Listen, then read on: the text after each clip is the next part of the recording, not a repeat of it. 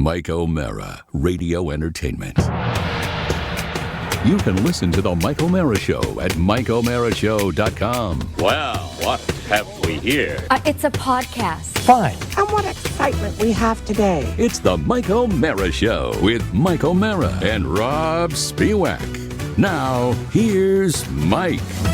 Would I be accurate in saying I'm hearing all sorts of bounce back and stuff like that? Is it weird? You opened up two browsers. A second. Let me close your other browser. Thank you. I Let's see. appreciate it. Or kick you from your.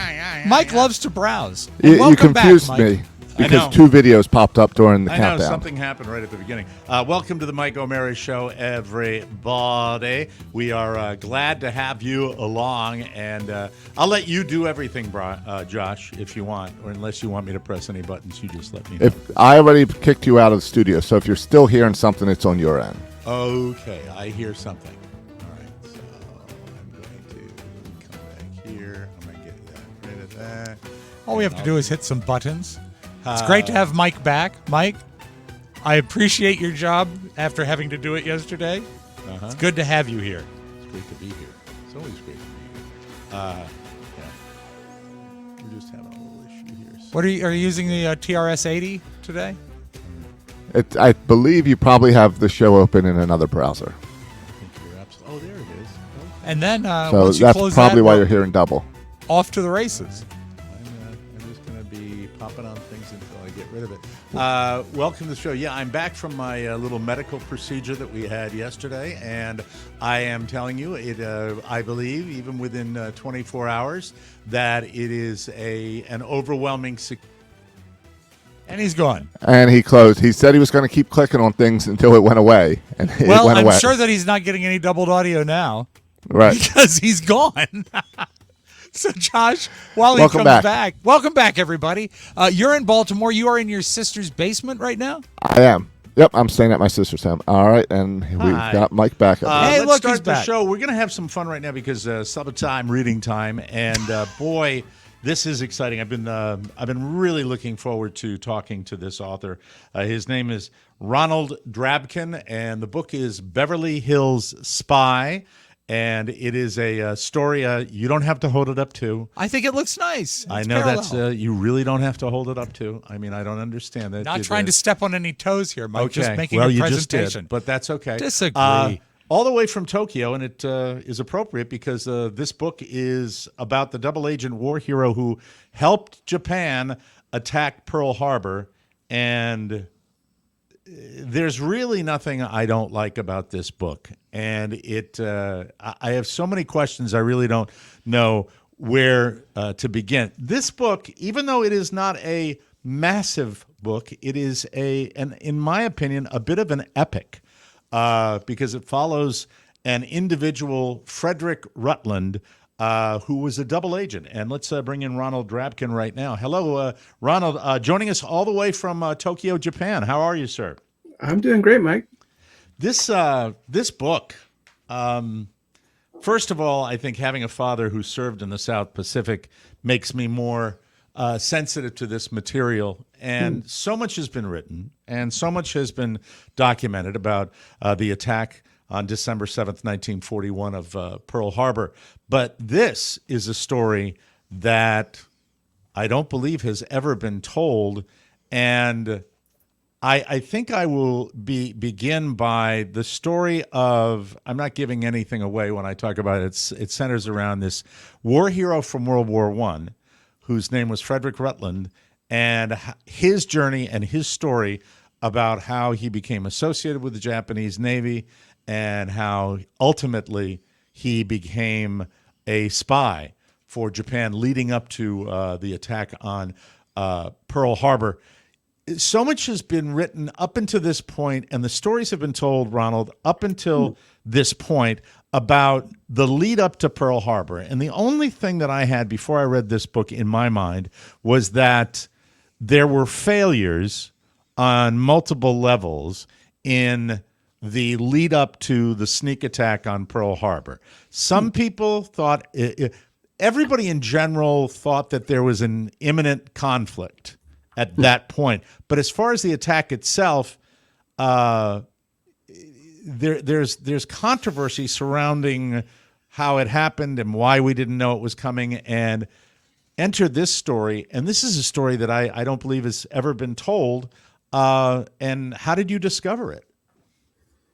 Well, it's funny. I was checking with the FBI, and I was checking with the FBI because, well, as you probably know, Mike, anyone can check with the FBI and say, "Hey, do you have any documents on some person?" Right? And if they have them and they're declassified, they'll tell you. My dad had been a spook, growing up. Never really knew that much about it. Obviously, didn't talk about it too much. I knew he was chasing communists around Southern California. And your grandfather too, right? Your grandfather had been? Mm-hmm. Yeah. In the intelligence business. In the intelligence business, working for the U.S., thank God. But yeah, anyway, when Dad passed away and I found some of these files in his house, I thought, gee, I want to learn a little more about this. I was thinking maybe I'd find some like dead bodies in the crawl space of the house, but there was nothing there. So yeah, I wrote to the FBI. I didn't get that much, and I started writing a little bit more to the FBI and saying, do you have files on this? And you know how it works is when the FBI, when they declassify something, they don't like tell the world, hey, we just declassified something really hot here, right? Right. They just like, you said, you have something on this? And they go, yes, here you go. And so I'd asked about this. I was like, oh, a British guy who was spying for Japan in Hollywood. Right. That's interesting. Do everything on that. And it came back and it had been recently declassified. And I'm like, wow, I got a story here. Can I ask you a question about declassification? This is fascinating. Yeah. Is it based on an amount of time, a set amount of time that has passed, or the subject matter? Or great question. How do they determine what is declassified at the FBI? I don't think they tell you. Well, I know they don't tell you everything, but I can tell you they're going to wait till there's no one who was alive then, like who would be in the files. Oh, that makes sense. Right. That makes sense. Yeah. Which means that like World War II, a lot of stuff around World War II is actually come and declassified now. Right. Okay. I will tell you that a takeaway from this book, and not an overwhelming takeaway because it's not focused on throughout the book, but he comes in and out. J. Edgar Hoover, man. I mean, J. Edgar, that guy, wrong side of history again. And this, and tell me what you think of my nothing disproved my feelings about J. Edgar Hoover other than a power broker, paranoid. His number one goal was making the Bureau look as good as possible, and just covering his own ass at every turn. Would that be accurate from your research? 100%. Yeah, it was just stunning. And cooperation between agencies plays a major part, specifically the ONI, the Office of Naval Intelligence, now known as NCIS, and the FBI. And I think for as long as we have followed subjects like this, cooperation between agencies quite often is problematic, whether it's crime solving, whether it's military intelligence, and certainly this story of following this who turned out to be a double agent. Right. This is no exception. That was one of the biggest problems in this, and in this case, 3, where you had MI5 and MI6 in Britain following Frederick Rutland. That certainly helped his cause, wouldn't you say? Yeah, like what do you call it? Slipping between the cracks. Absolutely, absolutely. Yeah. And a specific question when I was reading this, and I didn't get too far into the book before I had this question for you. The amount, because it starts in World War I, where Frederick Rutland is a war hero, and then takes you all the way up through. I won't give away the ending; that would be terrible. But I will say that it covers a lot of years, and one of the things that amazed me was how many things this guy was into after his service in the Royal Navy, and how much travel for that time of history he did. Murder. Had to be murder, right? London, Hollywood, Japan. That could not have been easy to do, Ronald, back in those days, and time-consuming, I would think. You get through that really quickly in the book, which I think enhances the book a lot.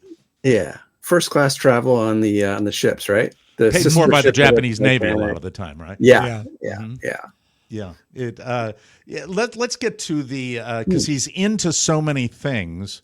Do you think that his driving his driving motivation was either money, or was it what was it, money, or was it power or fame? What do you think motivated this guy? Because he was a bad guy, as you admit.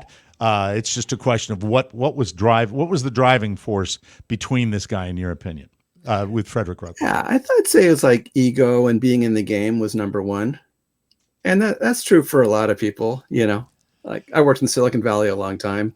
Ego. It's about the money, but it's also about being in the game and being important and having people listen to you and that kind of stuff. Yeah, it's passed wild. over. Go ahead, Rob. I'm sorry. I was going to say it's wild to me that this is the first World War II spy book I've read that included Boris Karloff. It's sort of a character, that's right? That's probably what you. So got. he You probably. jumped I him mean, he because liked to the run British with actor the Hollywood types too, right? I mean, what a great cover, right? Yeah, I suppose. Yeah. He liked he liked being in Hollywood. He liked having the big house. He gets. If you could just tell us how he got involved with Japan to start with, because back in those days, when you're talking about the 20s and 30s, it's just amazing that the travel involved in this, how it happened. Yeah, sure. Okay, so the fellow Frederick Rutland was a low class kid in England. Grew up. His dad was a day laborer, right? The lowest of the low. He entered the Royal Navy age 14, at about 5'3" and 80 pounds, underfed, and was just a very, very talented guy. He worked his way up to become a pilot and an officer. That didn't happen very often, right? Right. And a big war hero in World War I. Was the first guy to fly an airplane in naval combat. Right off a ship in 1916. Brave guy. And they always talk about how the guys who are heroes during war don't do as well during the peace. Right. You saw this movie Rambo way back when. It's kind of about that. Yeah. So that's kind of true. And after the war was over, he thought he was a hero. He's going to get promoted in the new Royal Air Force. And they just didn't like him there. They're like, you're a low class. I mean, they didn't say it in these words, but you're a low class dude. You're kind of abrasive. You've been sleeping with the other officer's wife, and you're not going to get promoted, right? Right. And by the way, you were allowed to sleep around as a British officer back then. Just not, you need to keep a little on the down low, right? Little decorum. Not with a fellow officer. Yeah, Mike, quit your bragging, Mike. Come on. Mm-hmm. Yeah, he's doing that, and it's the whole British aristocracy thing where he's not part of the club.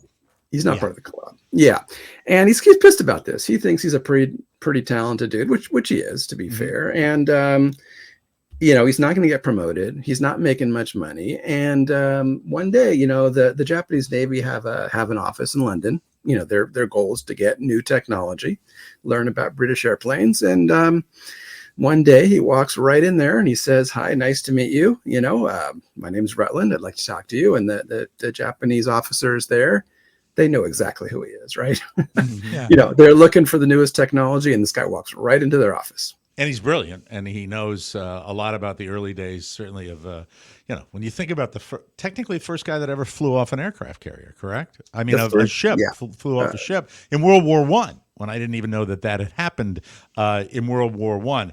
So that's how he initially gets involved with the Japanese. They start using him more and more. They're paying him.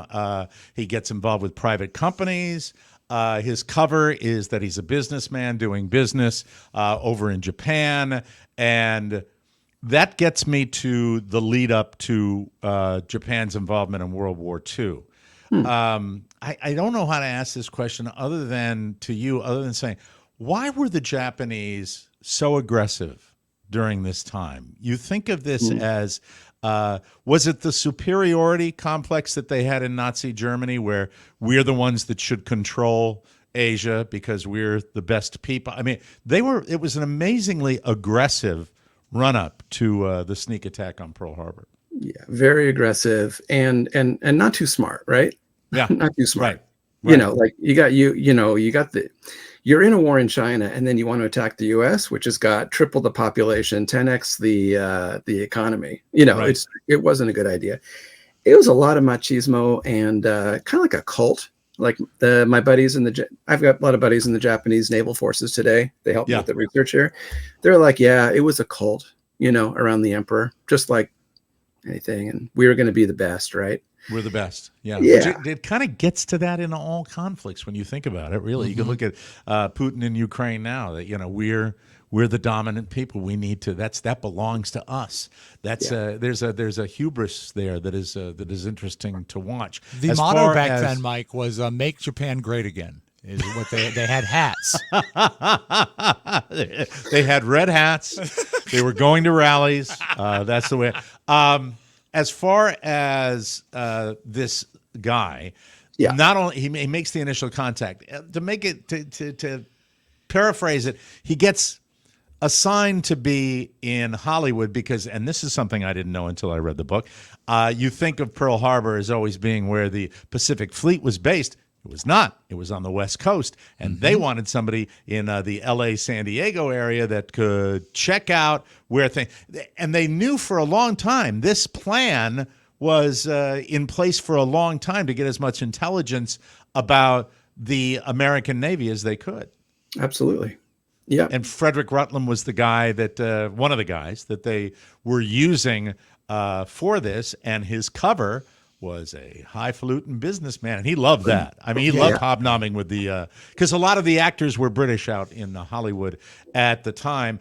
I know that in your book you do say people ask you all the time whether he was a good guy or a bad guy, and you say obviously he was a bad guy.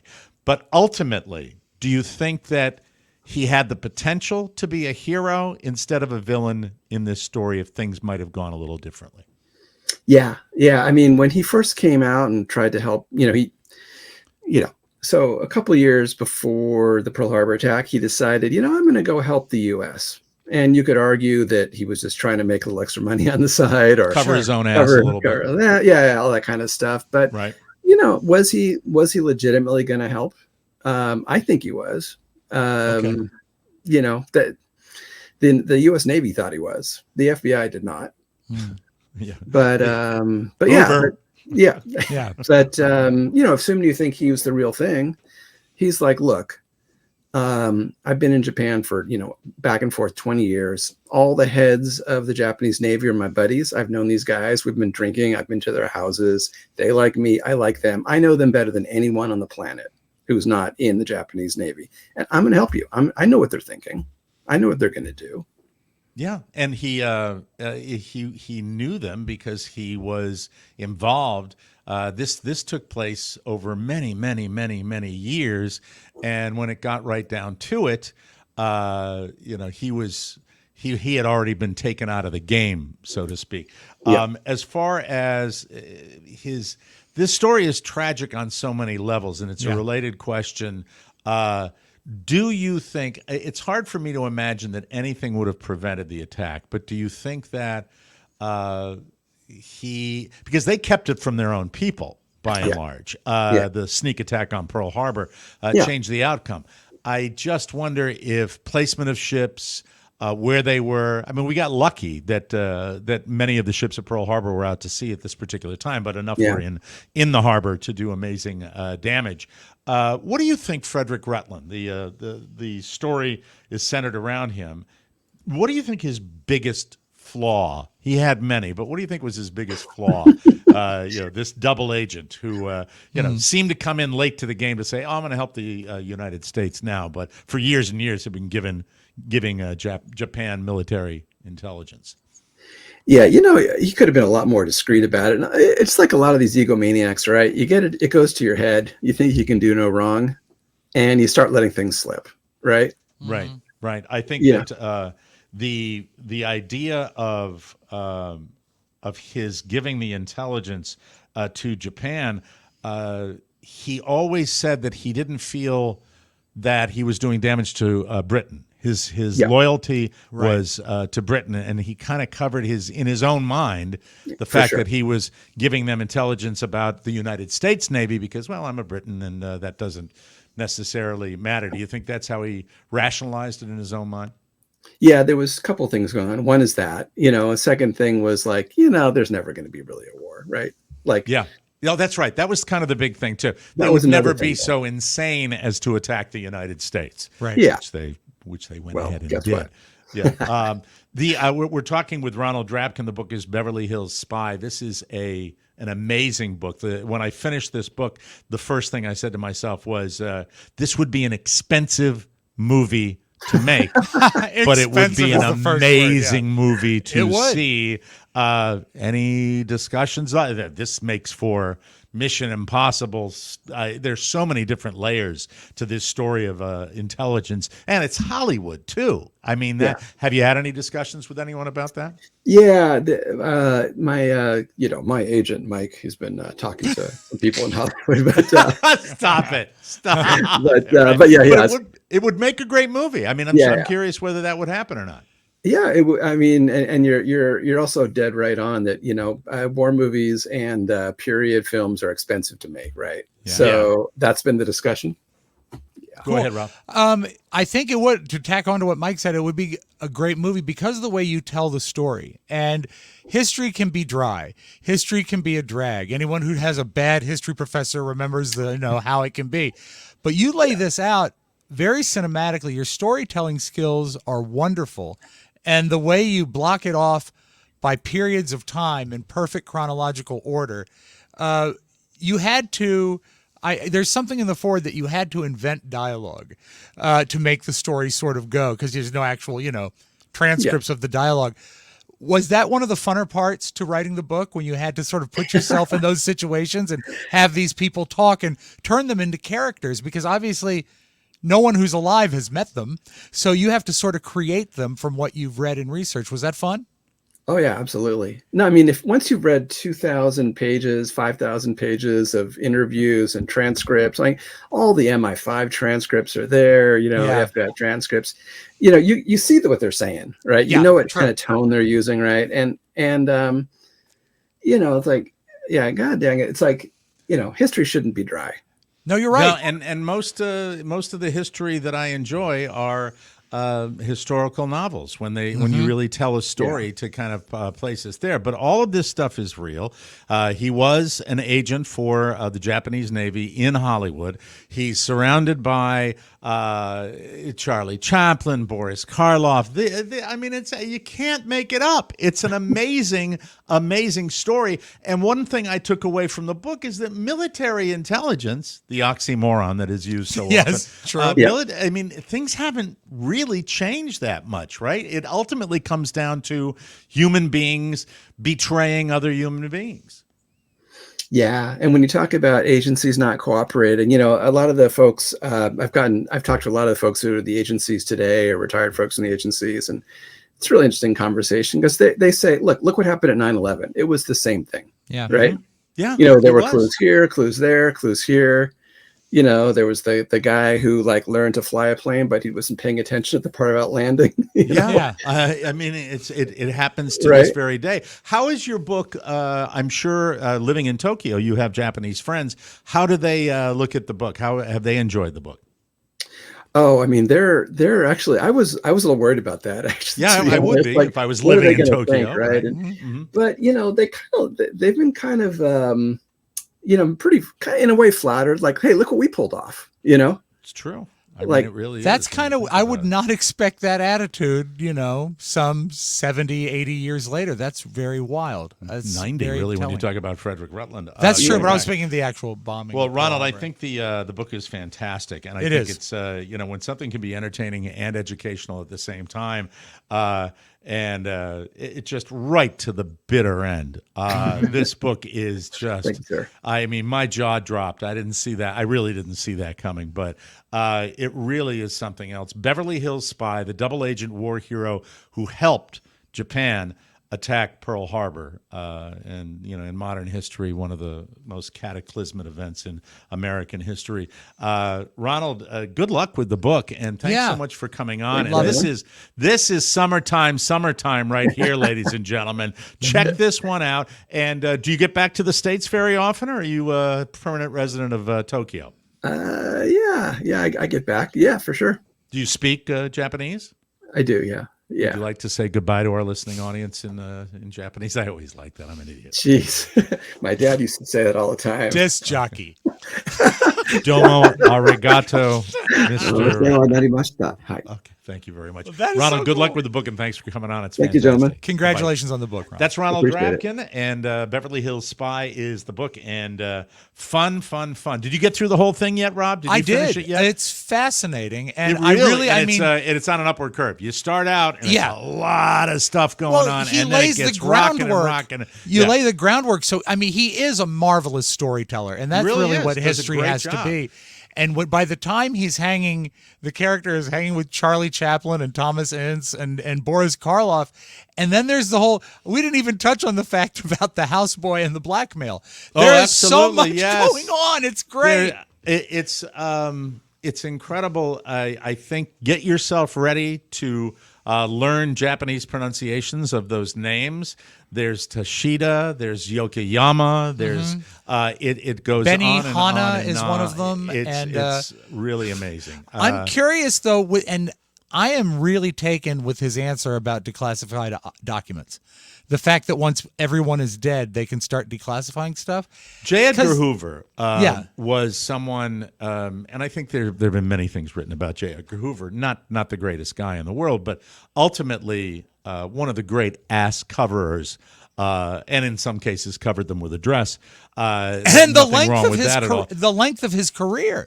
Yeah, he gathered intelligence on the power brokers and had dirt on everybody, and that's what kept him in power. What also kept him in power was building on a reputation and a PR.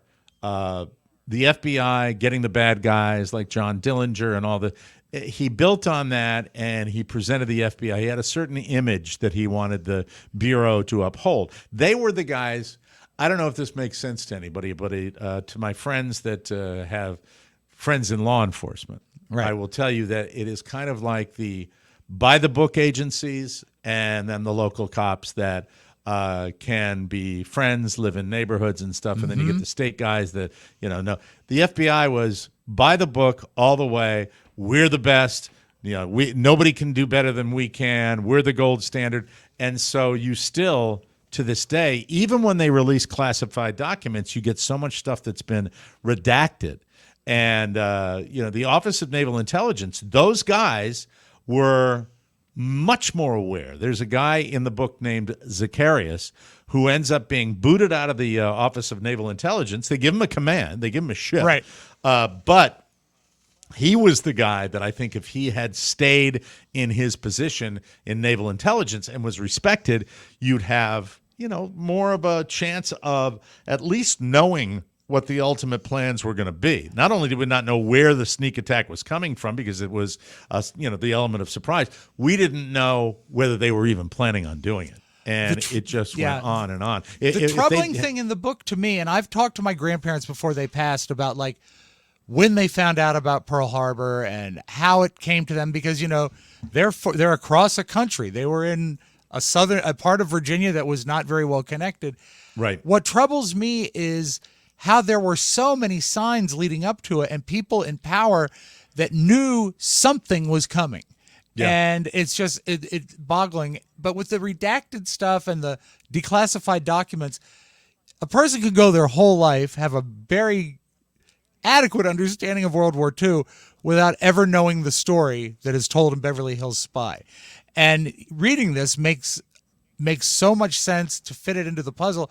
I wonder if, as more documents declassify, if we're going to see more and more layers of what went on in World War II that we've never been taught. And I don't want to confuse people and say that this is the guy that was responsible for the attack. He wasn't. No, not at all. What he was responsible for was getting the Japanese technology, specifically aircraft technology, that allowed them to have these long-range planes that could get to Pearl Harbor. And he knew a lot about that. And then when it came to the Pacific Fleet out on the West Coast in California, it was, this is where our ships are, this is who's going where, this is doing that, and ultimately crossed the border into Mexico to directly hand off his intelligence that he had. And they caught a lot of guys, too. They did. They did. What you do get is the marriage between politics and the intelligence service, where we don't want to cause an international incident. MI5 knows this guy's doing this, but we really don't want to share it with the Americans because that would embarrass the British government. That kind of BS. And that goes on today. That goes on today. I love the fact that you pointed out that it does go on today, but now in the ages of text and email, we cannot communicate faster than ever before. And so it's no excuse that this stuff is happening to this day. It's like we can't learn a lesson from if you love history like I do, and you if really you like want, history, if you really want to read a page turner that's got a lot of intrigue in it, it's really, really cool. And at the heart of it is this guy who was not a good guy, had a real rough moral compass. It wasn't just sleeping with other officers' wives that was involved in that. There was a month or so when he was a good dad. Yeah, yeah. But the travel, I mean, we know. never really got into that. He didn't get into that. But I will tell you that when this guy goes from Hollywood to Japan to San Francisco to London to Wales, then back to Hollywood, then to Japan again, and he does it during the 20s and 30s. I can't when imagine. It's all done by ship. Yeah. Until the very end, where I think he gets a military transport to go back to Britain when they're going to, lock him up. There, I gave something away. Sorry about that. Read the book. Spoiler alert. It's all in there. We got to take a break. We're not going to have the round table next. We are going to have a taste test sensation. Oh, boy. Because I hold in my hand a KitKat bar, and I hold in my hand a bottle of tomato ketchup, and we're going to do something disgusting with it. Well, maybe not. We'll see. Could be great. We'll do that when we come back. You can eat. So much sun out there, people. Don't you want to protect your ink? Of course you do. Listen to me. If you have some killer tats, you need Mad Rabbit. Mad Rabbit is committed to reinventing tattoo aftercare. Mad Rabbit creates simple, effective, and natural products that help improve and preserve tattoos, all delivered directly to your door. It was founded by two friends who love tattoos. Their hero product, the Tattoo Bomb, revitalizes, replenishes, and preserves tattoo ink with clean and natural ingredients, and it's effective on both new and old tattoos and all skin types. Julia uses it. Our man, Josh Soroka, who has really, I don't think we're giving anything away. He has the Oriole bird tattooed on every part of his body in different locations. Brooks Robinson on one particular place of his body. Where do you have Boog Powell, Josh? Where is that? Boog Powell, no Boog Powell yet. Hi. Okay, thank you. Yeah, but Father's Day is coming. but I did have to redo my Oriole tattoo because the sun destroyed it. So just a couple months ago, I had it redone. Yeah. And now I'm using the Mad Rabbit to keep it safe.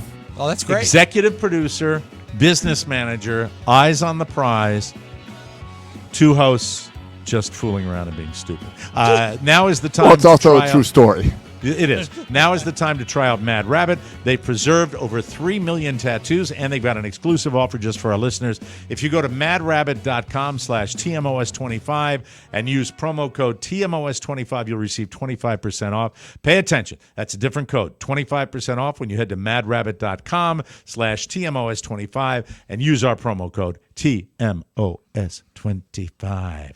All right, I don't remember where this came from. This coming from one of your actually, I flip can show side the videos. I can show you the video that we watched just briefly to set the scene.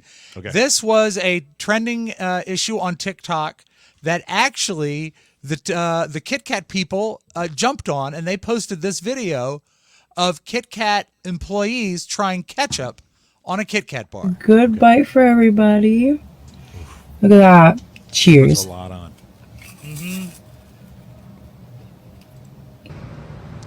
So those are the employees reacting. They have ketchup, looks like Heinz, going onto the KitKat. This is a lady more with like glasses.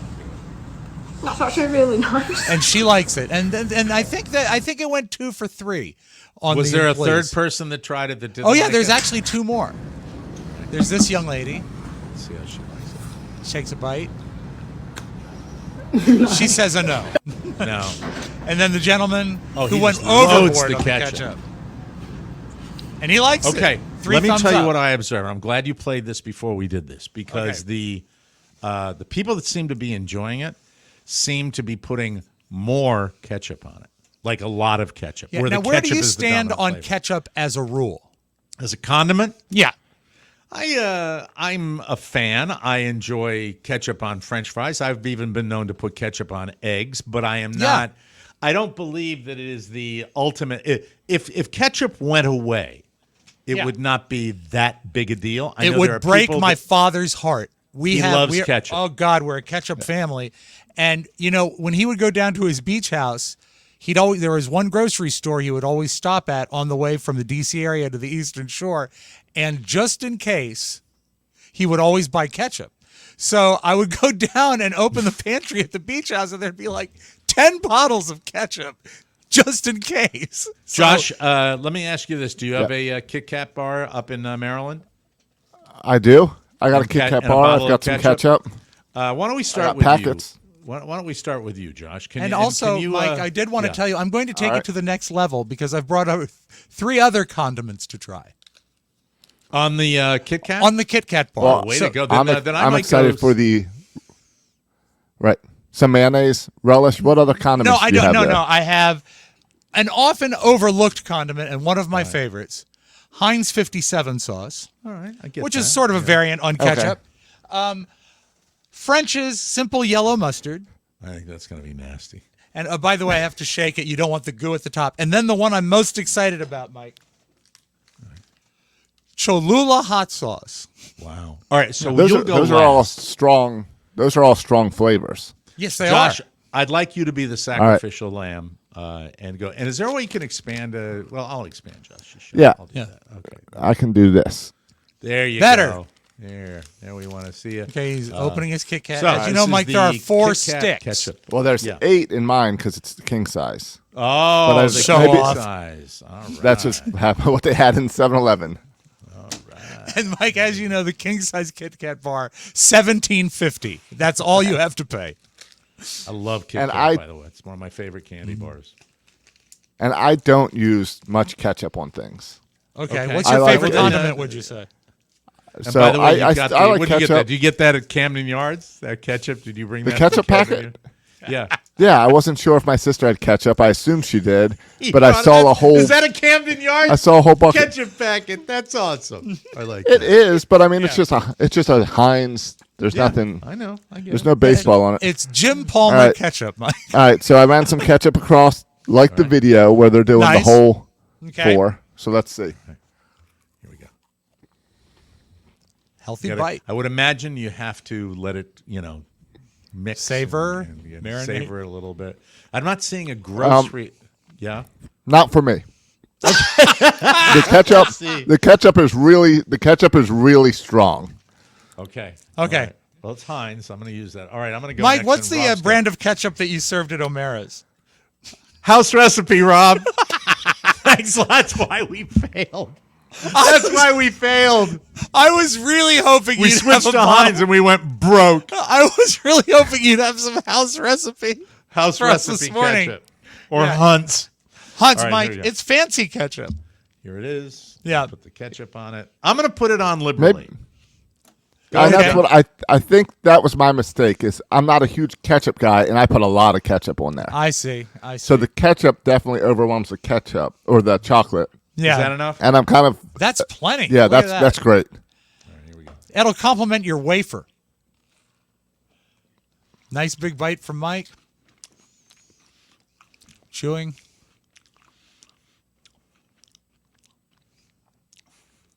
No? No. All right. No, it's the flavors do not mix. No. Maybe- it's BS. maybe They're your lying. problem I is will the take another bite. It doesn't make it inedible. I think your problem, Mike, is your application process. So what I've done is I've plated my Kit Kat. Okay. Somebody's gone the whole way. Way to go, Rob Spiewak. And then I'm going to put the ketchup. Okay, I'm going to go. Can I modify my review? Yeah. It's flipping nasty. Oh, is it that bad? All right. It's disgusting. For some reason, the second bite tastes worse. Yes, I'm with Okay, John. I'm I don't know curious. why. It makes no sense. 1,000%. All right, so I'm going to actually Gross. use a French fry technique, Mike. I'm going to dip a single Kit Kat into the ketchup. All right. Come see. And then I'm cleaning my palate with just Oh, regular no. Kit Kat. No. no. No, No. Ah. Who are the people that liked it? What kind of...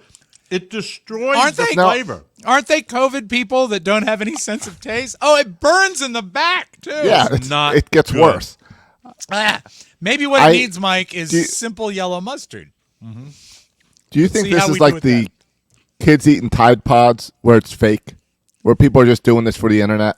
Just for attention? I don't think so. I don't know, because the Kit Kat Instagram and TikTok jumped on board. It appears to be legit.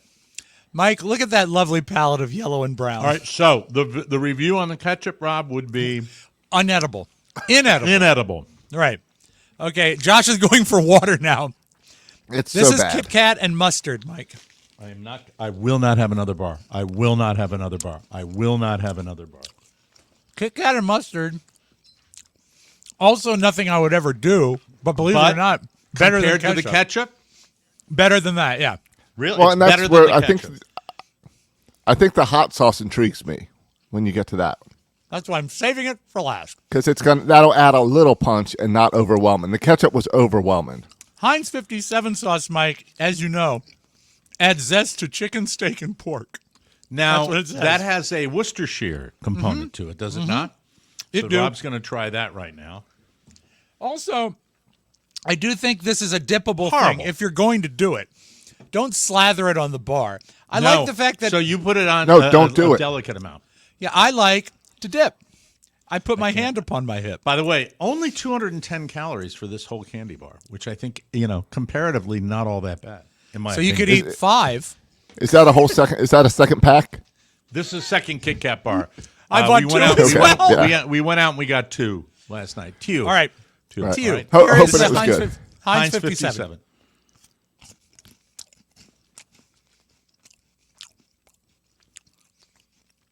Better than the mustard I hate hearing his lips smack. It grosses me out.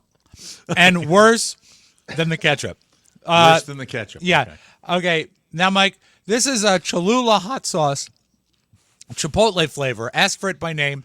It's the hot sauce with the wooden top. Do you use hot sauce in the Spiewak household on a regular basis? Pretty much. Robert is a fiend for it. He loves Texas Pete. We have a big bottle of Texas Pete upstairs. They call him Texas Pete. He's the king of the Texas Pete. All right. You really can't dip in hot sauce, so here's the application. Here we go. Yeah, we keep Tabasco, Cholula, go Texas easy. That'll Pete, burn your and another one. Frank's Red Hot. Here we go.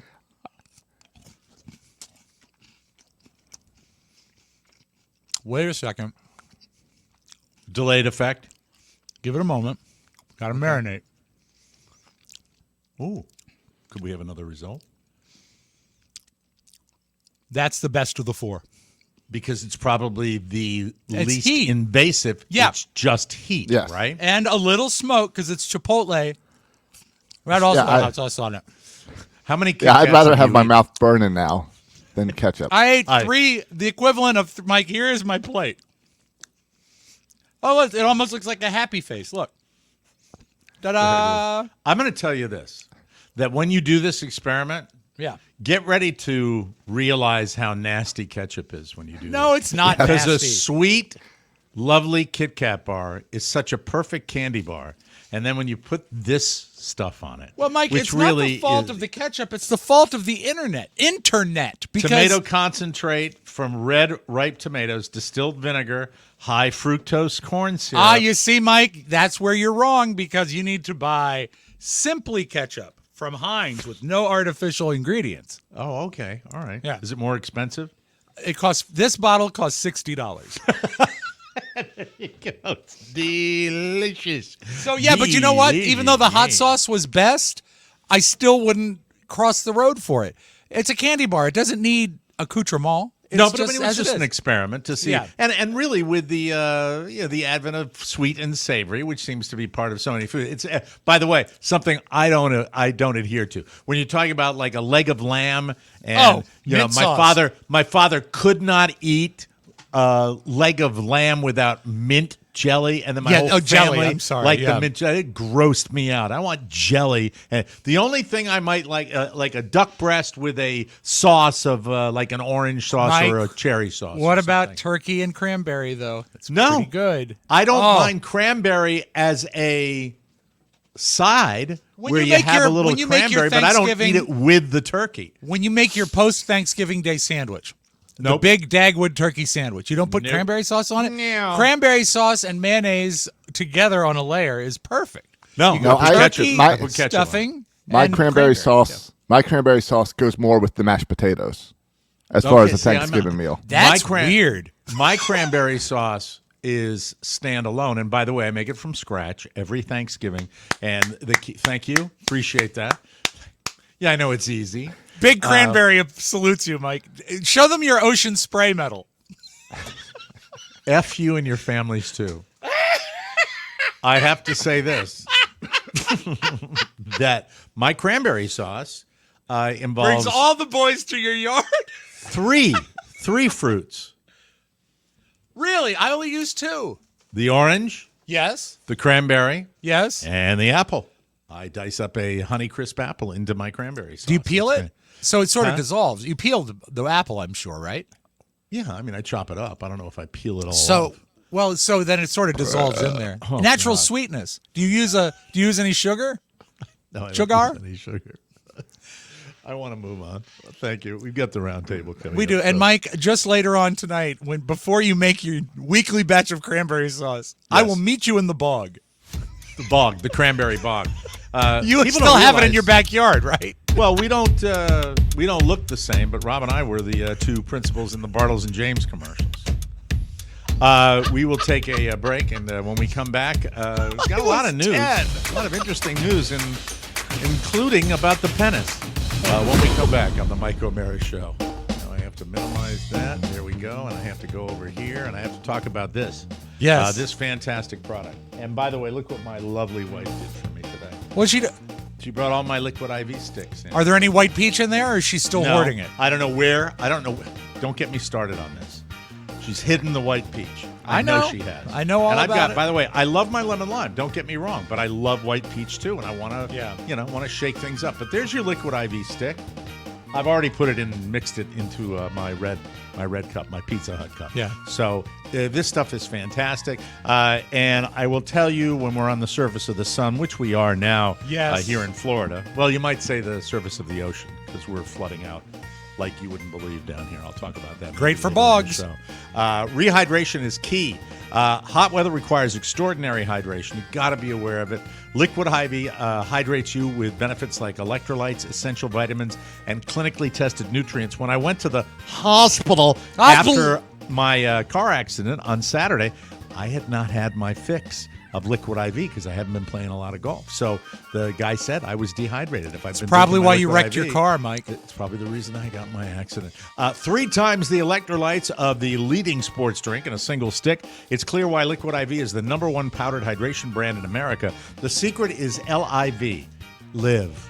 Not the golf tour. No. Live Hydroscience, or LIV Hydroscience, the science-backed formula that's an optimized ratio of electrolytes, essential vitamins, and clinically tested nutrients to turn ordinary water into extraordinary hydration. It's fantastic. You'll love it. We love it. Tear, Yes. pour, live more. 1 stick, 16 ounces of water. Hydrates better than water alone. Turn your ordinary water into extraordinary hydration with Liquid IV. Get 20% off your first order of Liquid IV when you go to liquidiv.com and use the code TMOS at checkout.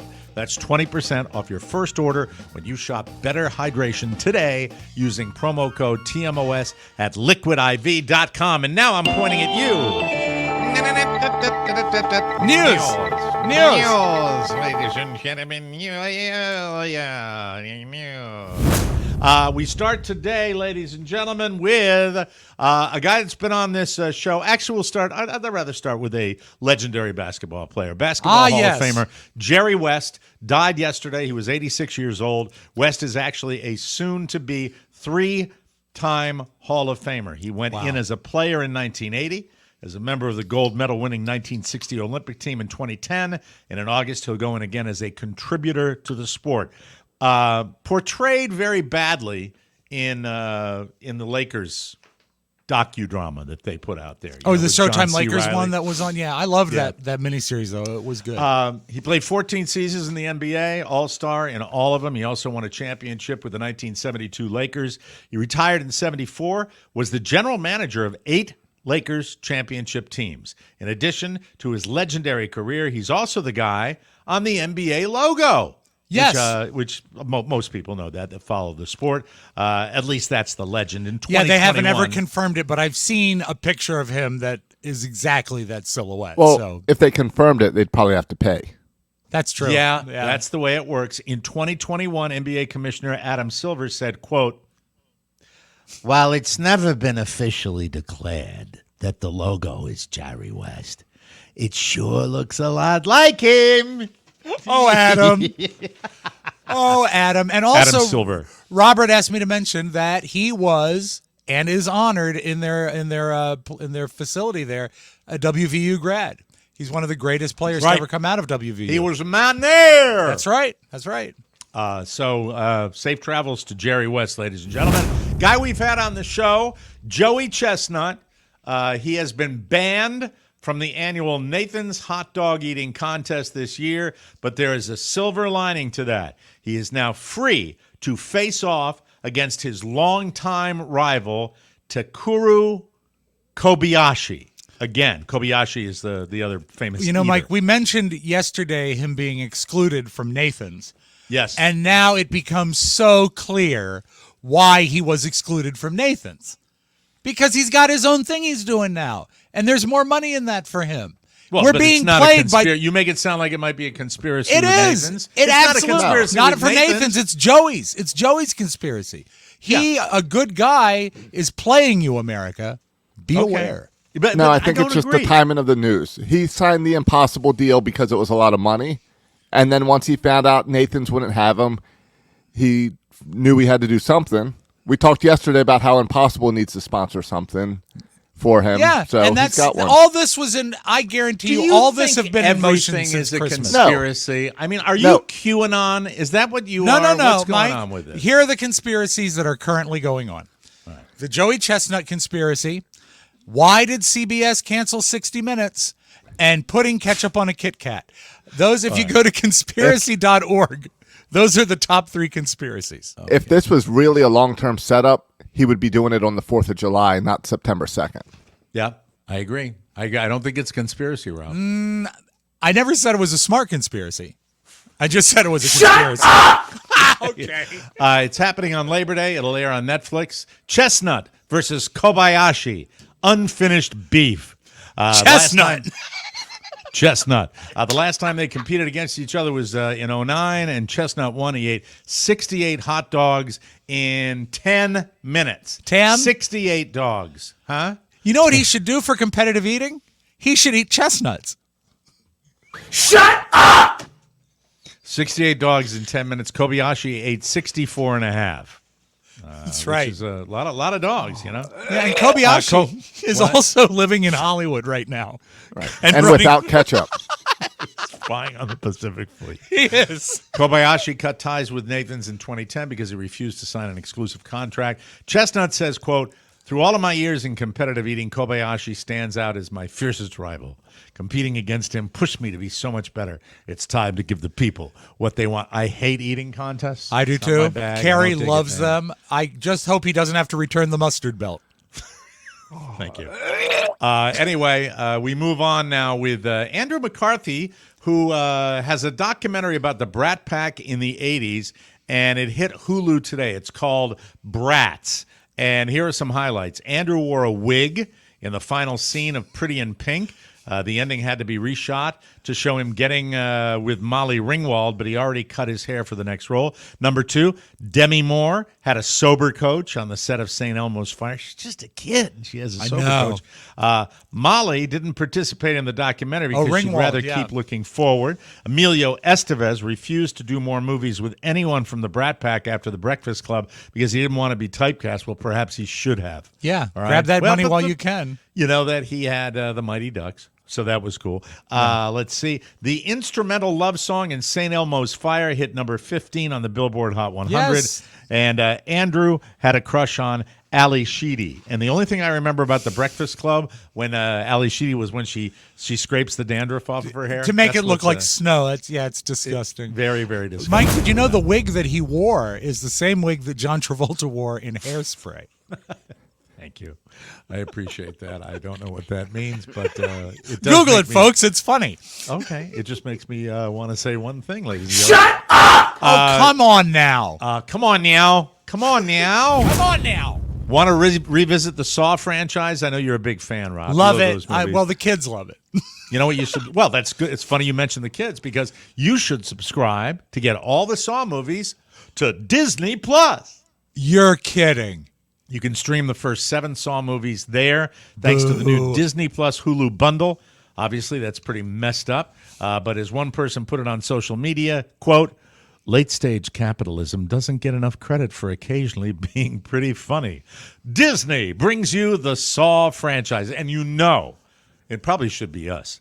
Somebody should do a mashup. Somebody should do a mashup with it's Disney, the most magical place on earth, and you see people getting their Gosh, yeah, well, that's Goofy. Yes, caught in a saw trap. Gosh, I can't feel my legs. I can't feel my legs. Starting next month, new cars in Europe will be required to come with tech that alerts you if you're speeding. You'll be able to turn the feature off, though. Some people want it added to new cars here. So an insurance group did a new poll, and it is a surprisingly popular idea. I would go for it in a minute. With the you have that feature in your car. It's called Carla. I have the feature. My car's in a scrapyard right now. 60% of Americans think it'd be okay if a feature like that came on at the beginning of every trip to make the road safer. Here's another idea. What if as you sped up, your gas pedal got harder and harder to push down? 51% think that would be okay, too. No. The least popular option was doing a limiter to prevent your engine from letting you speed at all. But still, 48% of Americans think that's a decent idea. When you go through a major car accident, ladies and gentlemen, you become exclusively aware of just how bad people drive and how dangerous people drive. And I'm in that stage right now. I know that, Mike, you have not been speeding since Saturday, and I approve of that. I know that your car that you have up until Saturday couldn't speed even if you pushed it down a hill. This is true. Well, my phone already does that when with the phone plugged into the car. When I put in like the maps or whatever, it says the speed limit, and it gets bigger if I'm speeding, or turns red or something like that. You know what? All I heard was one word. I know. You know what that word was? Yeah, speeding. Speeding. Speeding. I love it. I'm so glad to be back. I miss that. Isn't that weird? It is great. I to could have do you a whole back. show on that because I am now doing what he does. I don't know what it is. I think it's because I like the guy a lot, and he's been great for the show. So, but for some reason, Carla said, "You did it again." I said, "What? You dropped a consonant?" I'm like, "Hey." Well, if you come in tomorrow with your hair spiked up to a point, then we're going to talk. I don't have enough to do that. Finally today, a tech superstar who has made headlines for his mission to achieve optimal health and reverse the aging process now claims that he has regained the penis function of a teenager. That's right, his Schwanstucker. Tech mogul Brian Johnson, a 46-year-old biohacker obsessed with anti-aging, has claimed to reverse aging in his thing by 15 years through a painful shockwave therapy. Johnson, who spends $2 million annually on various anti-aging treatments, discussed his unconventional approach on the Diary of a CEO podcast. I'm over here now. There he is. The shockwave therapy involves using a wand that administers acoustic technology. Is that like RF that I got on my back? No, it would be just noise. Not like actual RF. Well, it creates micro injuries similar to workouts, prompting muscle rebuilding. Ugh. Despite describing the treatment as 7 out of 10 on the pain scale, with the tip being a 9 out of 10, he expressed satisfaction with the results, stating his subjective experience was that if his penis had become 15 years younger after 2 months, then it would be worth it. There was no information on how he plans to pursue his next project, achieving a high-functioning teenage colon. There it is. There it is, ladies and gentlemen. His lovely feathered colon. Ooh. Speaking of, RF-free, I had a medical procedure yesterday. Yes, you did. Ask all the questions you want on it when we come back. You are listening to the Mike O'Mara Show. Whoa, whoa, whoa, whoa, whoa. And, hey, guess what, everybody? What? We're going to be right back.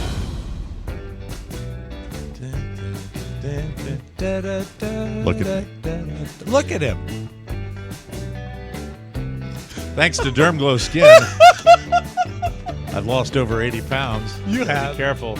And I will continue to lose if I don't eat one of these. A second one on the show you can eat. Don't want to do that. I've never felt better.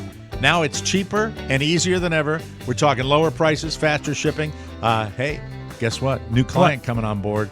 Jerky! Officer Jerky. Yay! That's Talked to him great. yesterday. DermGlowSkin.com offers medical weight loss with semaglutide, or tirzepatide. It's delivered straight to your door. It's the real deal, Wade. And no insurance is needed. Get excited and feel like yourself again. Lose 15 to 26% of your weight from the comfort of your couch. Just go to DermGlowSkin.com, click the weight loss button, take the quiz, and qualify.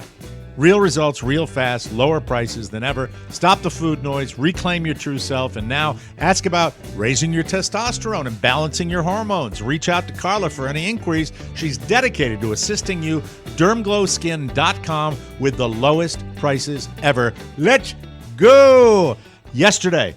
Yeah, Jerky's going to show. look good when he loses weight with that Don Henley haircut. He's going to look good. Hi, Jerky. And he only has like 30 pounds to lose, but he's big. Not he much. wants to get smaller. I have to say that as I sit here right now, I will tell you that my medical procedure, which was known as an RF ablation, where with radio frequency, they go in and they deaden nerves around the back, the discs. What were you saying? What? I said, hey, man, it's radio ablation, man. Don't play shut up. Don't demean me. Don't do it. Shut up! Mike, I ask so little. You are a blabbermouth! I'll take it from the great one. Working it today. So yesterday, because it was at the surgical center, I was a little more nervous than I had to be. I've gotten it at that office before, but they have a big, full-fledged surgical suite upstairs, and the procedure and my respect between a trip to the ER this week and getting that done, my respect for medical people, the nurses, the doctors, the people that help you when you're having a procedure knows no bounds. And I'm here to say where I got this procedure done, so clean, so professional, so well done, so efficient, and you know that they know their stuff. So I'm extremely confident that this is going to last me a good long time, and I'm hopeful that my back issues will go away. I like the fact that I was going to ask a question if I can. Okay, go ahead. Yep. We're going through this, the whole process, and you say the place was clean, you were treated well. It was a really, really nice What time did you show yesterday. up, and how long did you have to wait to be taken to the procedure room? 8:15. Yesterday was my arrival time. Mm-hmm. I have to say that driving around here now is problematic because of the rain we've gotten. There are floods everywhere in my area down here. It really makes sense that, when you look at those charts of 50 years down the road where the tip of Florida is underwater, you can see why. And it's not because of the sea level rise as much as it's the rain that just goes on and on. One area got, I think, 4.5 inches of rain in an hour, some ridiculous amount like that. It's crazy time. So when we got I look down at those there, charts about 50 years in the future, I look to see that the graveyards are still there, so I know that I'll be okay. Yeah, well, the graves will float when the well, it depends on your. It definitely happens in certain areas, so watch out for corpses. I will say this: that during the show on Wednesday, remember when I got that phone call that shut like the show down for a second? Yeah. Because I saw it was the surgery center. Yeah. And they call me, and I got the date for the last time I went in and paid out of pocket because I was not insured at that time. I was insured for the procedure. OOP, And Mike. Out of pocket. Yes. And informed me that I was responsible for the payment of $2,000 in the middle of the show. If you will notice, and you go back, if you want to look at that show or listen to that show, you'll notice that after that phone call, I do my level best to focus. I was a mess. I was. Do you remember, Mike? Mess. Do you remember the news footage of President George W. Bush reading a book to children, and then a Secret Service guy comes in and whispers into his ear about the 9/11 and his attack? eyes are going back and forth. That's how you looked. It sucked. So I get on the phone. I don't remember the lady's name, but Was it Merle? No, but here's the tell. Yeah. On their recording, they say abusive. What is it? Abusive treatment or abusive language. Abusive treatment of our employees will not be tolerated. Now, for my money, when you have to put that on a recording, Yes. and I'm not going to absolve the Karens and the Kevins that might be a-holes to the people there, but you're dealing with a pain clinic. Yeah. You're dealing with people who are in pain. And obviously, if they put that on their recording, they have many, many, many, many altercations with people. Sure. And I don't think they need to. I get on the phone with this lady, and when the great government of Social Security and Medicare and all that stuff took care of me, it was determined that my Social Security date of birth was the 21st, not the 22nd. I've celebrated on the 22nd. I have it on my driver's license, yada, yada. But technically, according to the United States government and according to my insurance now and according to this doctor's office now, Right. it's the 21st. And so when I go in there and I'll have to probably do some finagling to get everything zeroed in, but you'd have to ask my mom, and she's dead. So that's unfortunately not going to happen. But What if you wrote this them a lady- note and it says signed Mike O'Mara's mother? Let me explain. Here's how the conversation went. Okay. Hi. I'm just calling because I have insurance now, and I waited to do this procedure for the 12th of June when I was insured. Well, let me look. What's your date of birth? Well, they ask you that when you go in. And I think I said the 22nd. She says, let me go downstairs and talk to the person. She comes back up. She goes, well, your birth date does not match the insurance. I said, I said that to them when I gave them my insurance card on May 7th for a June 12th procedure. I didn't say it like that at this time. That's then abusive. she says, well, it doesn't, and this is the answer I get. Well, they don't match. Silence. Okay. I said, I know that the driver's license doesn't match, but I am covered, and my Medicare is the same as my Social Security. Which Is this June the first 21st. time you've had some sort of discrepancy between your Yes, date of because birth? I have new insurance card and Medicare. And all okay. that So it stuff. could have just this been a is the missed first time. keystroke somewhere.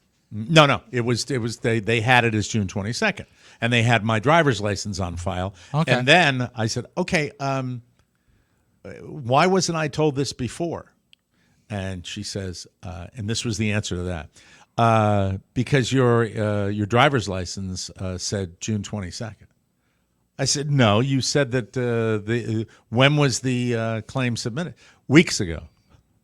I said, okay, what does that have to do with, so they refused it? Yes. I am going back and forth with her. It's getting more and more argumentative. It's going back and forth and back and forth and back and forth to the point where I said, are you arguing with me to argue? I said, I am simply asking a question as to when this problem occurred, why I wasn't notified of it until 24 hours before my procedure, which, by the way, is tomorrow morning. So it goes back and forth, and then she hangs up on me, and she says, I will go. I will let you know how this is resolved. We've resubmitted it to the insurance company. I don't Did want she to talk say about goodbye this anymore. and then hang up? It was just she finished her sentence and Nope, clicked. she didn't. And then I called back because I needed to talk to somebody. I needed to vent. And I spoke to a very understanding lady who said, I get it. You shouldn't be addressed like that. They shouldn't be arguing. Well, you're in pain. What if I was in real pain? And I wasn't. Right. And then she says, listen, I'll follow up on this and I'll let you know. So the entire day goes by on Wednesday and nothing. Nothing from the other lady, nothing from, and I ended up getting from my new insurance company a voicemail that said it's been approved. Hey, that's so the great. insurance, and that's something I never had from the other insurance company. Yeah. So I'm real happy about that. And I'm like, okay. And then I showed up. So I'm here to say the doctor there and the nurses and everybody, phenomenal. Front of the house, it's beyond horrible to deal with people like that. Yeah, it you is. Suck. And I didn't like it, and I'm not happy. But my feeling was go in, deal with this either before or after the procedure. Didn't care to. Procedure's over. Ever forward, move forward with that. But it just, sometimes it just pisses you off the way people. And I know there's a discrepancy. I understand that. I'm not sure exactly how to pursue that right now because I have a passport and I have a driver's license, 2 government-issued IDs that I have to fix. What's on your birth certificate? That's a great question. My birth certificate was destroyed in a fire. Oh no! No, it's not. It's the little government yellow, always has a copy. It's a little yellow piece of paper, and that one I have to check. When the show's over today, I will let you know. But I don't want to go to the Social Security Administration and to Medicare and deal with that. I would much rather, but we'll see. Obviously, it's something I have to address. Was it really that hard back in the day when you were born to know what day of the week it was? You'd have to ask my dear departed mother, Josh. Were they She's not around using here. the Julian calendar then? Right. Back in the day, look, we just discovered the wheel and fire. There was a lot going on. And your mom was busy. She was because very your dad was hunting. He was gathering, hunting and gathering. Or a really long delivery. It started on the 21st, finished on the 22nd. This is the truth. Could Ruth. be. I was told that the procedure, my birth, happened around midnight on the 21st. I heard that after midnight, you were going to shake your tambourine. So Eric Clapton. Yes. After midnight. All right, that's enough. That's Well, enough. look at you. You're If you feeling don't better hit already. The thingy, I'm gonna play it. No, don't do I'm it. sorry. Don't do it. Don't do it because we have the flip side coming up. And a promo, Mike. There's a promo in this break. Oh, there is. Okay, Yes. We'll be back with Rob Spiewak's flip side right here on the Mike O'Mara Show. Whoa, whoa, whoa, whoa, whoa, whoa, whoa, whoa. Oh, I found it. Don't play it.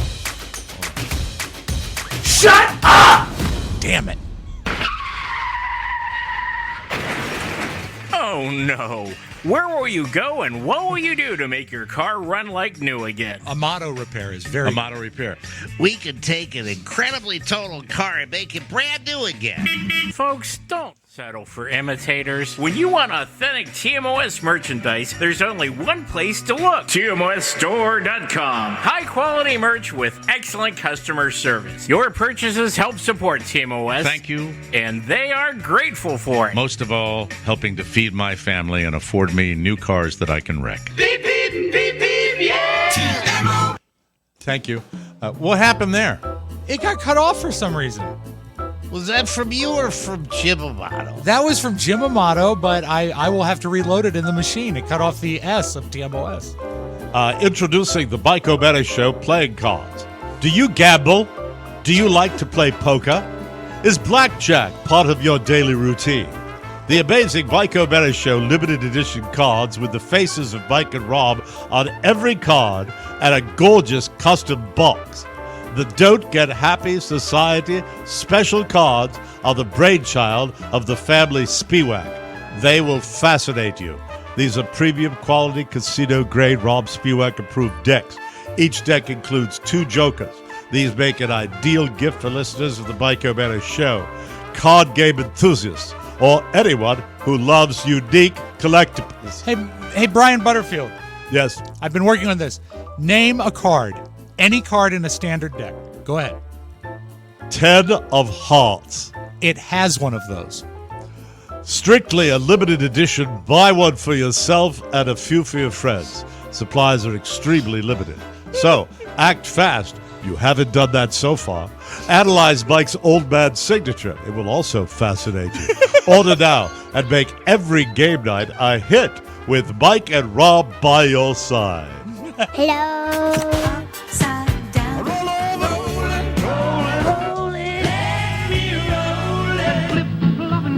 The flip side. God help me, Mike. I love cheese. Oh, and here's your 10 of diamonds that you mentioned. Ta-da. There it is. There's 10 of diamonds in the deck. It's got one of them. Everyone. Cheese is great on almost anything. I'm not sure I'd put cheese on a KitKat bar, but I do like cheese on chili. But who wants to go through the hassle of sprinkling cheese on chili? Oh, gross. So what you need to get is, those party toys? They're party favors, actually, that when you blow them, they unroll. Whee! Yeah. Whee! Use those for cheese distribution. You just put cheese on it.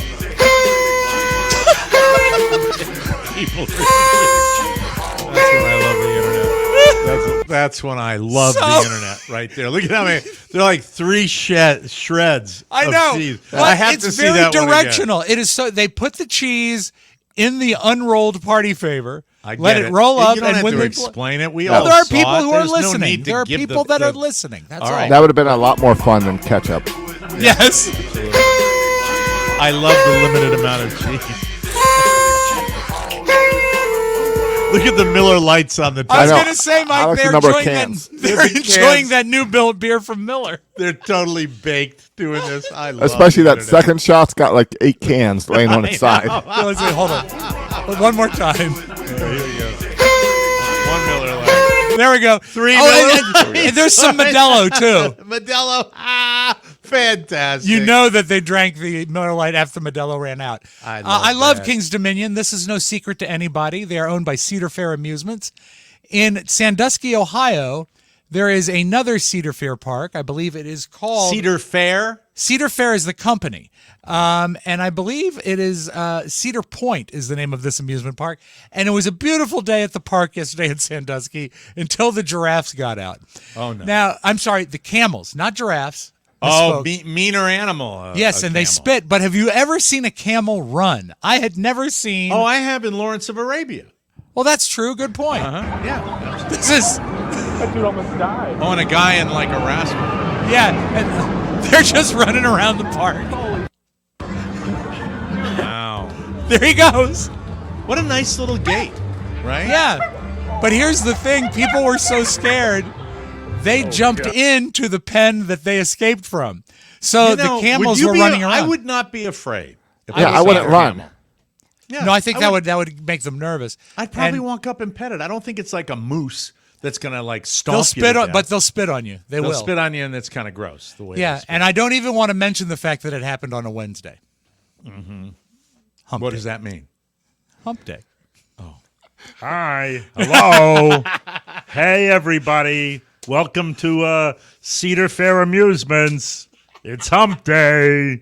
It's hump day right now. Hi. Hi, Elaine. I'm walking through the park where I'm not supposed to be. It's hump day. Yeah. Mike, this is funny on its own, but it's also funny. Do you remember a couple of years ago, I guess, there was a man on the street interview in Great Britain, and one of the guys that they talked to randomly turned out to be Henry Winkler. Now, apparently the Fonz is not a very big deal in England because he was simply a man on the street. Well, an historic hotel in Ireland caught on fire yesterday, and everyone was evacuated, and the news crew went to talk to people who evacuated. No. And who did they choose? Again? Randomly, without giving him any credit, Arthur Fonzarelli, Henry Winkler. I heard the fire alarm. I thought it was the clock radio. I thought somebody had set the alarm before we got there, like another guest. And finally, I went into another room and it was still buzzing. So I called downstairs and the woman said in a very calm voice, "Yes, we're all evacuating. You must evacuate right now." So Henry likes the UK. He likes the Well, British he's promoting Isles. a book He enjoys right it. now. He's promoting a book over there. Okay. I love Henry Winkler. The fact that he doesn't have to doesn't go there. He can be like our friend, Ronald Drabkin with Beverly Hills Spy, who was in Tokyo. It's the magic of the internet. She said, "Evacuate now, evacuate now." I couldn't believe it. I thought it was an alarm. Why do you sound so different than when you were Fonzie? Hey, I don't know. It's a character. It's a character. I remember you remember the first time we all do. Remember the first time you heard the real Fonzie's voice when you heard Henry Winkler? I mean, it's like, yo, hey, I'm Fonzie, and then it's just like, well, I love the jacket. I couldn't ride the motorcycle. It's horrible. It's horrible. I'm over here now. I'm over here now. But I love Henry Winkler. Still have my Fonz poster. I just wish he got a little more international recognition. Mike. Those people who live in Pittsburgh, Jim Amato included. Is it those of people or those people? Let me check the paper. Hold on. Is it of those people? Wait. People of Pittsburgh is what it says. People of Pittsburgh are having a dry summer, and Jim Amato among them. Do you know that it is now June 13th and they still haven't turned on any of the water fountains in the town of Pittsburgh? Because of a drought? No, because they only have one plumber. This water fountain at the Shenley Oval hasn't. By the way, I know I say it all the time, but this guy. This guy. It's Andy Sheehan, Mike. And it's not alone. The city has more than 200 water fountains, and we haven't found a single one that's working. We asked the Gainey administration why that is. At the city playgrounds, in the parks, and at the trailheads. With the official start of summer just days away, the water fountains still haven't been turned on. That's Herb. That is. That's Herb Welsh. They will be it this is. Summer. Retired teacher Vivian Kowalski, who strolls Grandview Park every day, thinks it's high time they were. It's hot. It's like up to 90 degrees, and everybody's sweating and need to be rehydrated. Yeah. Normally, the fountains get turned on in late April and early May, but in checking throughout the city, we haven't found a single one working. Mike, the town of Pittsburgh has one plumber, and they have told him to actually prioritize pools, snack bars. Well, Rob, I think the lady explained herself. I'm not going to take advice from a haircut. I think she explained herself perfectly. I think the water's going to be turned on when they get around to it. But in Pittsburgh, the water is not turned on, and they usually do it in the month of April. Can we get a follow-up question there, Herb? I think the lady's explained everything she wants. If I have to teach you how to be a reporter. Well, yeah, I used to be your boss once. Yeah, and what happened with that? That's improvisational theater, ladies and gentlemen. Thank you. Do you remember, It's what Mike, we're becoming known for again. Yay. There is something, Mike, that we have talked about in the past, but it just recently celebrated its 50th anniversary. 50th. Do you remember in Oregon when they had to blow up the whale? Yeah, and I think if you have the whole clip, it is one of the funniest. It's just hysterical because they show, what's it, 70s, 80s probably? It is 50 years ago, so 73, I think. 73, dead whale washes up on the beach in Oregon, and you've got all the comments are, we couldn't push it into the water because it's too big, and we can't cut it up because no one wants to. Right. So they put, Mike, how many cases of dynamite under it? 20. And the reason I'm playing this anniversary is that Oregon has another whale on the beach. But since this happened, it's illegal to blow up whales. So they're signing a petition to do it again. Yeah, because it crushed a car. Well, you can see and hear in this video the hunks of whale fat landing around. Keep in mind, there was spectators, lots of spectators. Yeah, because it was a big deal, and they put the dynamite on one side of the whale. Yes. Thinking they were going to blow it out to the sea. Anyway, let's just watch a little of this classic footage, courtesy of a local Oregon news outlet. Dynamite was buried primarily on the leeward side of the big mammal, so as most of the remains would be blown toward the sea. About 75 bystanders, most of them residents who had first found the whale to be an object of curiosity before they tired of its smell, were moved back a quarter of a mile away. Go to the The dunes. sand dunes there were covered with spectators and landlubber newsmen, shortly to become land blubber newsmen, with a blasted blubber beyond all believable bounds. 20 Believable cases. bounds. Now here's the countdown. 5, 4, 3, 2, 1. Now listen for the blubber landing. All right, Fred, you can take your hands out of your ears. That's the sound of hunks of whale. Oh, it's so nasty. Well, we wish the people of Oregon all the best, Mike. I hope they're able to get rid of their current whale. Oh, my There is God. 548 signatures on the petition To blow it up? to blow it up. That's it. Well, 548. We And can send them 3 more. I think number we're all 548 is me, as I just signed up. And send a real notable TV personality. It's too late for Geraldo. He doesn't do that anymore. But send somebody. Who would be best? Don Lemon?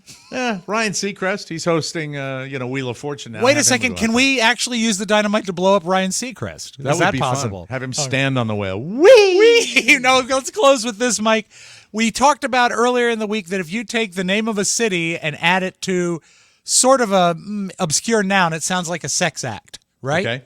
But this is a name that is something else. Salute to Florida from Seth Myers. A Florida man was arrested while allegedly walking around his neighborhood fully nude, or as that's also known, a Tampa tuxedo.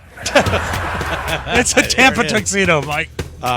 Hey, Josh, there's a guy that murderer down here just got convicted on tomorrow's You want to get him on the show?